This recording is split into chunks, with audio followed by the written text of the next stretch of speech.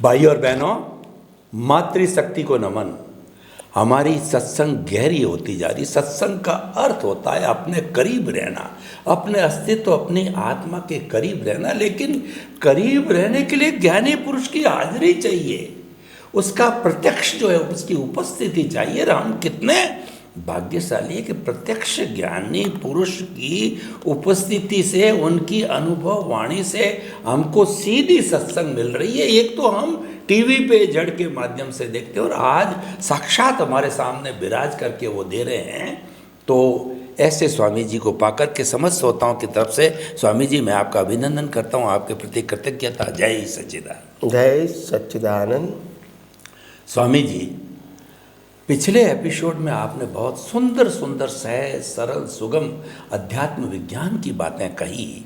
अब मैं अध्यात्म विज्ञान का जो सिद्धांत है उस सिद्धांत का थोड़ा विस्तृत विवरण जो श्रोताओं को बताना चाहता हूँ। आप फरमाते हैं कि जो कुदरती रचना और कुदरत के कानून से शाश्वत सुख की प्राप्ति और मन वचन काया तथा उससे जुड़ी हुई हर अवस्था मात्र कुदरती रचना है और वह व्यवस्थित है, वह प्रीडेस्टिन्ड है और वो पूर्व नियोजित है। ये किस तरीके से है, ये सारी बातें हमारे श्रोतागण जानना चाहते हैं। क्योंकि आपने कहा कि सिद्धांत के ऊपर आधारित, पर सिद्धांत को जानना भी तो जरूरी है ना। तो कृपया इस सिद्धांत को अध्यात्म विज्ञान की दृष्टि से और खोल करके बताइए। यस, जय सच्चिदानंद। सिद्धांत क्या है? आज तक भारतवर्ष में कई सालों से ना ही शास्त्र द्वारा और ना ही धर्मगुरु द्वारा अज्ञान की सभी सही परिभाषा बताई ही नहीं। सभी लोगों ने अपने धर्म को न मानना, न फॉलो करना, इसको ही अज्ञान बताया। किसी ने अज्ञान की परिभाषा सही एक्सप्लेन ही नहीं किया, क्योंकि उनका प्रेजेंटेशन क्या था? सांप्रदायिक। उनका प्रेजेंटेशन सनातन सत्य नहीं था। और इसीलिए उनके शास्त्रों में उनके पूर्वज गुरुजनों ने क्या कहा है वही फॉलो करेंगे और वही बताने की अपनी भाषा में प्रयत्न करेंगे। तो अज्ञान की परिभाषा ही नहीं निकली। अज्ञान इसको नहीं कहते हैं कि आप कौन से भगवान को मानते हैं या नहीं मानते। अज्ञान ये नहीं कहते हैं कि कौन से मंत्र या बोलते हैं या नहीं बोलते हैं। अज्ञान ये नहीं कहते आप कौन सी शुभ क्रिया करते हैं या नहीं करते हैं। अज्ञान ये नहीं है कि आप कौन से गुरु को फॉलो करते हैं या नहीं करते हैं, कौन से संस्था से जुड़े हुए हैं या नहीं जुड़े हुए हैं। अज्ञान ये नहीं है, ये तो सामाजिक और धार्मिक सत्य की बात है। अज्ञान ये है जिसका कुदरत हमको दंड देता है, वो अज्ञान है। जिससे ये पूरी सृष्टि बनी है वो 6 तत्व को न मानना, जिससे पूरी अवस्थाएं बनी है, जिसके कानून से जिसकी ये अवस्थाएं बनी है पूरे विश्व की, वो कानून को नहीं मानना। और कुदरत के कानून के बजाय कुदरत और कुदरती कानून के माध्यम से जो अवस्थाएं बनी है वो कुदरती रचना ही नहीं देखना, बस ये अज्ञान है। कुदरत यानी 6 तत्व को न मानना, कुदरती कानून यानी सनातन सत्य को न मानना, और कुदरती रचना का मतलब कुदरत और कुदरती कानून से बनी हुई अवस्थाओं को कुदरती रचना न मानना। इससे बड़ा अज्ञान ब्रह्मांड में नहीं है। मगर यह अज्ञान के परिभाषा तो किसी ने बताई नहीं। तो फिर क्या हुआ? ये अज्ञान के साथ हम सामाजिक और धार्मिक जीवन जीते, अज्ञान के साथ, तब तो कर्म बनेगा। क्योंकि जब अज्ञान के साथ आप सामाजिक और धार्मिक क्रिया करेंगे तो शरीर के मालिक बनेंगे, शरीर की क्रियाओं के कर्ता बनेंगे, शरीर के साथ जुड़ा हुआ सत्ता संपत्ति संबंध साधन के मालिक बनेंगे, और शरीर को जिस प्रकार से शारीरिक मानसिक और वाचिक जो भुगतान आएगी वो भुगतान भी आपको करना पड़ेगा, क्योंकि आपके पास रिलेटिव सत्य रूपी अज्ञान है। तो ये अज्ञान होगा तो फिर राग द्वेष भी होगा। जब शरीर ही मैं हूँ तब तो राग द्वेष होगा ही। क्योंकि शरीर की परिस्थिति हर समय एक रहती नहीं है। ऐसे मन भी परिवर्तनशील है, वाणी भी परिवर्तनशील है संजोग के अधीन, और वर्तन भी परिवर्तनशील है संजोग के अधीन। तो इस संजोगों को स्वीकार करना कुदरती रचना के रूप में, वो तो ज्ञान आपके पास नहीं है, तो आप रिलेटिव सत्य का ही उपयोग करोगे। और जब रिलेटिव सत्य का उपयोग करेंगे तो प्राप्ति और नुकसान का सब्जेक्ट आएगा, लाभ और हानि, मान और अपमान का संजोग आएगा, भीख और भय का सब्जेक्ट आएगा, तो फिर राग द्वेष तो होगा ही, और कर्म भी बनता रहेगा, और जन्म मरण ही होता रहेगा। तो अध्यात्म विज्ञान में हमको सरल भाषा में बताया कि अध्यात्म विज्ञान का मतलब क्या है। आत्मा के अलावा पूरा ब्रह्मांड किसका है, किसके कानून से चलता है, और इसकी अवस्था की मालिकी भी किसकी है, ये सनातन सत्य के रूप में बताया जाता है, ताकि आत्मा के अलावा की कोई भी चीज को आप न आपकी माने, न आप इसके मालिक बने, न आप इसके भुगतान वाले बने, या नहीं आप इसको चलाने वाले बने, या दुनिया के कोई भी मन वचन काया के वो व्यक्ति न मालिक है, न करता है, और न ही वो भोगता है।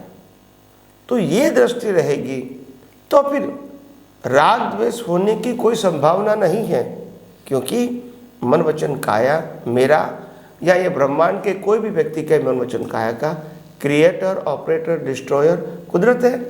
मैंने अभी नई परिभाषा बताई कि मन वचन काया का जनरेटर, ऑपरेटर, डिस्ट्रॉयर कुदरत है। इसका शॉर्ट फॉर्म है GOD, गॉड। तो ये कुदरत ने बनाया है, कुदरत चलाती है, और कुदरत ही अंत लाती है। उसका शॉर्ट फॉर्म गॉड, मगर वो शॉर्ट फॉर्म गॉड जो है उसका फुल फॉर्म किसी को मालूम नहीं हुआ, और इसलिए लोगों ने माना ये दुनिया भगवान ने बनाई है और भगवान चलाता है। और यही अज्ञानता से फिर क्या हुआ, देखो ये भी अज्ञान अगर सही होता तो भी हम एक दूसरे के ऊपर ब्लेम और क्लेम नहीं करते। हमने भगवान ने बनाई और भगवान चलाते हैं ऐसा तो मानते हैं धार्मिक सत्य से, फिर भी मेरा मन वचन काया को चलाने वाला मैं हूँ, मेरे साथ जुड़ी हुई सत्ता संपत्ति संबंध साधन मेरा है, और किसी ने मान अपमान दिया तो मैं भुगतान कर रहा हूँ। बस ये अज्ञान के कारण फिर कर्म बनते हैं। तो अज्ञान नहीं होना, और अज्ञान नहीं होने का कारण अगर आपके पास विज्ञान है तो ही अज्ञान को मिटा सकते हैं, नहीं तो वही अज्ञान नए कर्म के रूप में कैरी फॉरवर्ड होगा। तो इसीलिए आध्यात्म विज्ञान बहुत सरल, सहज और सुगम है कि विज्ञान का मतलब क्या है, दुनिया के सनातन सत्य को जान के दुनिया को देखो, रिलेटिव सत्य को जान के दुनिया देखो नहीं। यही तो पजल है। पजल ये नहीं है कि शरीर है, पजल ये नहीं है कि मन में विचार आता है, पजल ये नहीं है कि मैं बोलता हूँ, पजल ये नहीं है कि मैं क्रिया करता हूँ, पजल ये नहीं है कि सत्ता संपत्ति संबंध साधन नहीं है। ये सब कुछ है, मगर इसमें से कुछ भी न मेरा है, न मैं चला रहा हूँ, और नहीं उनकी प्राप्ति और चला जाना ये मेरा सब्जेक्ट नहीं है। जन्म, जीवन, मृत्यु और मन वचन काया की सभी अवस्था वो कुदरती रचना है। इसमें प्राप्ति और नुकसान का सब्जेक्ट नहीं है। मगर जब सनातन सत्य नहीं जानोगे तो फिर रिलेटिव सत्य में तो ये रहेगा कि मेरा है, मैं मेहनत से मैंने पाया, मेरा चला गया, उन्होंने ले लिया, ऐसा सब्जेक्ट रहेगा, और राग द्वेष भी बना रहेगा। तो आध्यात्म विज्ञान का थीम क्या है? कुदरत, कुदरती कानून और कुदरती रचना। आत्मा के अलावा पूरा ब्रह्मांड है, वो 6 तत्वों से बना है, उसका एक नाम है कुदरत। 6 तत्व है चेतन, जड़, गतिसहायक, स्थितिसहायक, टाइम एंड स्पेस। ये 6 सनातन तत्वों का एक नाम है कुदरत। और वो तत्व अपने आप काम नहीं करता है, कुदरती कानून के आधार से काम करता है। वो तो न्यूट्रल है, वह कानून उनको रोल देगा। क्या देगा? रोल देगा। दिन होना, रात होना, ठंडी गर्मी, बारिश होना, भरती ओट होना, ये सुबह होना, शाम होना, पूनम और अमास होना, ये सब अवस्थाएं बदलती रहती है। ऊपर भी ग्रह नक्षत्र, उनकी दिशाएं, उनकी गति, और सूर्य ग्रहण, चंद्र ग्रहण, ये सब कुछ जो हो रहा है पूरे विश्व के अंदर, वो कानून के मुताबिक हो रहा है, किसी की मर्जी के मुताबिक नहीं। और कोई व्यक्ति उसको परिवर्तन भी नहीं कर सकता, कानून के मुताबिक ही चलेगा। तो ये कुदरत का कानून है, और कानून के आधार से जो अवस्था बनती है वो भी कुदरती रचना है। तो हमारा जन्म से मौत तक पूरा जीवन और मन वचन काया की सभी अवस्था वो भी कुदरती रचना है, क्योंकि शरीर को बनाने वाला, चलाने वाला और अंत करने वाला कुदरत है। कई लोग कहते हैं कि शरीर मेरा नहीं है, ऐसा मानना और अनुभव करना, उसमें तो बहुत अंतर है। हम कैसे अनुभव करें कि शरीर हमारा है ही नहीं और हम इसको चला भी नहीं सकते? तो मैं सिंपल कहता हूँ कि शरीर के इंटरनल जो सिस्टम्स हैं उनकी डिज़ाइन कुदरत ने बनाई, इसीलिए हमारे सबकी डिज़ाइन एक ही है। दुनिया का कोई भी डॉक्टर कोई भी बॉडी को रिपेयर कर सकता है, क्योंकि सिस्टम एक है। एक क्यों है? कुदरत ने बनाई, आपकी चॉइस नहीं है। तो पहले डिज़ाइन कुदरत ने बनाई, फिर शरीर जो पंच महाभूतों का बना है, पृथ्वी, जल, वायु, अग्नि, आकाश, जिससे शरीर बना है वो भी कुदरत का है। तो डिज़ाइन और शरीर कुदरत का है। इसको 75 या 100 साल तक जिंदा रखने के लिए बॉडी को क्या चाहिए? मिनिमम हवा, पानी, खुराक, वो भी कुदरत देती है। इसके अलावा हवा, पानी, खुराक तो कुदरत ने दिया, मगर इसके आगे इसको डाइजेस्ट करना, ब्लड बनाना और पूरे शरीर को फैलाना, शरीर में फैलाना, सप्लाई करना, पहुंचाना, ये भी काम कौन करता है? कुदरत करता है। और जन्म से लेके मौत तक, माँ बाप से लेके भाई बहन तक, और सभी अवस्था जो आती है पाप और पुण्य के रूप में, वो सभी अवस्था के संजोग कौन देते हैं? कुदरत देते हैं। लास्ट में श्वास बंद कौन करता है? वो भी कुदरत करता है। और हमारा जो शरीर है वो पंच महाभूतों में विलीन हो जाता है। तो ये पूरी प्रक्रिया कुदरत तो करती है। तो कुदरत करती है, कुदरत के कानून से आधारित होते हैं, 6 तत्वों के ऊपर आधारित है। तो इसको कुदरती रचना है, तो कुदरती रचना मानने में क्या तकलीफ है? किसी की कोई स्वतंत्रता नहीं है। और जो आत्मा है वो कुदरती रचना से सर्वथा मुक्त है। आत्मा कुदरती रचना उनकी अवस्था को प्रकाशित करने वाला है। तो जो प्रकाशित होता है उसमें जो लाइव प्रतिष्ठित आत्मा होता है, इनका ज्ञान दर्शन कैसा होता है, इस प्रकार से वो पुरुषार्थ करता है। आत्मा में तो पुरुषार्थ करने का स्वभाव नहीं है, उनका स्वभाव है तो स्व पर प्रकाशक। वो प्रकाश देता ही रहेगा, चोर को भी देगा, पुलिस को भी देगा, और जिसका खिस्सा कटने वाला है उसको भी प्रकाश देगा, सबको देगा। वो तो न्यूट्रल है। क्या है? न्यूट्रल। हाँ, तो इस प्रकार से ये कुदरती रचना काम करती है। मगर ये गहन विषय इसीलिए बताया, जहाँ तक विज़न में खुला नहीं होता है वहाँ तक डेफिनेशन के रूप में किसी को आप नहीं बता सकते हैं। किताबों में नॉलेज के रूप में है, मगर वो दर्शन के रूप में नहीं होता है। दर्शन के रूप में तो अनुभवी पुरुष की दृष्टि में होता है, जो पूरा सिद्धांत चौगरदम से खुला हो गया है। वो कोई भी एंगल से आपको उत्तर भी सहज दे सकता है। उनके लिए उनको सोचने की, विचार करने की, पढ़ने की, याद करने की ज़रूरत नहीं होती है। 24 आवर्स उसका विज़न होता है, तो ये सहज हो जाता है। और इसीलिए ये हमको है ऐसा नहीं है, दुनिया की कोई भी व्यक्ति को ये विज़न या अनुभूति प्राप्त हो सकती है, क्योंकि ये आध्यात्म विज्ञान का मतलब होता है आप किसी को समर्पित होना है, या किसी के पास से कुछ आज्ञा लेना है, या कोई ज्ञान विधि लेना है, या तो कोई रिचुअल्स करना है। वो सब्जेक्ट आध्यात्म विज्ञान में नहीं है। आध्यात्म विज्ञान और धर्म, दोनों में फंडामेंटल डिफरेंस ये है कि धर्म के अंदर आपको समर्पित होना पड़ेगा, गुरु की बताई हुई बातों को मानना पड़ेगा, अनुसरण करना पड़ेगा, और नहीं करेंगे तो शिक्षा भी मिलेगी। तो यहाँ सरेंडर होने की बात होती है, फॉलो करने की बात होती है, और पनिशमेंट की भी बात होती है।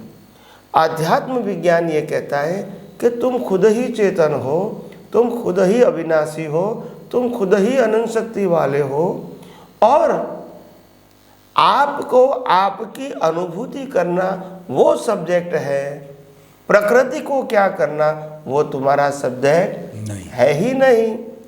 मगर ये बात बिना आध्यात्म विज्ञान की अनुभूति कोई बता नहीं सकता। तो इसीलिए दोनों बात ही अलग है। और कुदरत का कानून भी देखो कैसा है। कुदरत तो स्पष्ट कहती है कि जन्म से मौत तक दुनिया की कोई भी व्यक्ति अपने मन, वचन, काया से कुछ भी करेंगी, उनके लिए वो 100% जिम्मेदार नहीं है। क्योंकि शरीर भी मैं देता हूँ, जिंदा रखने के लिए हवा पानी खुराक भी देता हूँ मैं, ब्लड भी मैं बनाता हूँ, पूरी बॉडी को पहुँचाता भी मैं हूँ, और कर्म भुक्ति का भुगतान के हर संजोग भी मैं देता हूँ। तो उनके पास तो कोई स्वतंत्रता है ही नहीं, तो वो जिम्मेदार कैसे होंगे? तो वो जिम्मेदार नहीं है कुदरती कानून के मुताबिक। मगर कुदरत कहते हैं उसकी जिम्मेदारी क्यों आती है? तो तब आती है जब कहता है मैं शरीर हूँ, मन वचन काया को मैं चला रहा हूँ, मन वचन काया के जुड़ा हुआ सत्ता संपत्ति सबन साधन मेरा है, मन वचन काया की भुगतान को मैं भुगतान कर रहा हूँ। ये सब्जेक्ट आएगा तब कर्म बनेंगे और तब जिम्मेदारी खड़ी होगी। बाकी कुदरत कहते हैं कि जो जीवन जीता है उसके लिए वो जिम्मेदार है ही नहीं, और इसीलिए हम इसको जिम्मेदार मानते भी नहीं हैं। मगर जहाँ तक ये सनातन सत्य रूपी आध्यात्म विज्ञान समझ में नहीं आता है तो इंसान अपने आप नए कर्मों को बनाने की गलती करता ही रहता है, चाहे पुण्य के रूप में चाहे पाप के रूप में, मगर होती ही रहेगी। उनके पास और कोई ऑप्शन नहीं होता है। तो इसीलिए मैंने कहा कि आध्यात्म विज्ञान वैसे तो अगर अनुभवी पुरुष मिले तो सहज, सरल और सुगम है। इसमें कोई ज़्यादा कोई क्रियाकांड करना, त्याग करना, छोड़ना, ग्रहण करना, यानी मन वचन काया के साथ जुड़ा हुआ कोई भी सब्जेक्ट आध्यात्म विज्ञान में नहीं होता है। आध्यात्म विज्ञान वो केवल दृष्टि का विषय है, और दृष्टि में दो पार्ट है, ज्ञान और दर्शन। अपने ज्ञान और दर्शन को सम्यक बनाना और सम्यक बना के परिपक्व करना, और धीरे धीरे मिथ्या ज्ञान, मिथ्या दर्शन और मोहनीय कर्म को खत्म करना, यही आध्यात्म विज्ञान का मार्ग है। मगर ये पूरा पुरुषार्थ दृष्टि के ऊपर आधारित है, मन वचन काया के ऊपर आधारित नहीं है। तो इसीलिए उसको सरल, सहज और सुगम बनाया। और जब धर्म की बात आएगी, सामाजिक बात आएगी, तो मन वचन काया ही सेंटर में रहेगा, और इसीलिए वो तो डिफिकल्ट रहेगा, क्योंकि हम जो कुछ भी करना चाहते हैं हम नहीं कर सकेंगे, क्योंकि वो हमारे कंट्रोल में नहीं है, वो कुदरती रचना है। तो जैसे जैसे आपको ये आध्यात्म विज्ञान समझ में आएगा, वैसे वैसे आप इसको समझने के बाद जब उपयोग करोगे, अनुभव करोगे, तो आपको खुद को ही समझ में आ जाएगा कि आध्यात्म विज्ञान किसी व्यक्ति की ओनरशिप या मोनोपोली नहीं है। ये तो सनातन सत्य है, और बताने वाला भी अनुभवी हो सकते हैं मगर मालिक नहीं हो सकते हैं। इतना सरल, सहज और सुगम विज्ञान है। स्वामी जी, आपका बहुत बहुत धन्यवाद। आपने जो अध्यात्म विज्ञान की इतनी सुंदर परिभाषा की, इसको दो भागों में क्लियर बांट दिया, और उसके अंदर कोई तरह का कहना चाहिए कि राग द्वेष कहिए, डिफरेंस कहिए, क्रिया प्रतिक्रिया, वो नहीं है। वो आपने बताया कि एक तो रियल ट्रुथ और एक रिलेटिव ट्रुथ, जो सनातन सत्य पर आधारित है, जो यूनिवर्सल ट्रुथ पर आधारित है, जो कुदरत और कुदरत के कानून पर आधारित है, वो सारा सनातन सत्य है। और अगर कोई व्यक्ति इसको समर्पित हो जाता है, यानी कुदरत को समर्पण ही सच्चा समर्पण है, वो समर्पित हो जाता है, तो व्यक्ति अपने ज्ञान को सम्यक ज्ञान, सम्यक दर्शन का डेवलपमेंट कर सकता है। लेकिन वो चला के अगर जिम्मेवारी ले लेता नहीं, हम जब रिलेटिव व्यू पॉइंट के ऊपर आ जाते हैं, जहाँ व्यू पॉइंट्स बन जाते हैं, वहाँ वो खुद जिम्मेवारी लेकर के अज्ञान खड़ा करके कर्म बंधन करके और संसार में घूमता रहता है। बड़ी सुंदर व्याख्या। और इन दोनों के अंदर कोई मतभेद वाली कोई बात नहीं है, दोनों को समझना चाहिए, यही अध्यात्म विज्ञान है। समस्त श्रोताओं की तरफ से स्वामी जी आपका बहुत बहुत आपके प्रति कृतज्ञता, धन्यवाद, आपको साधुवाद। जय सच्चिदानंद। जय सच्चिदानंद।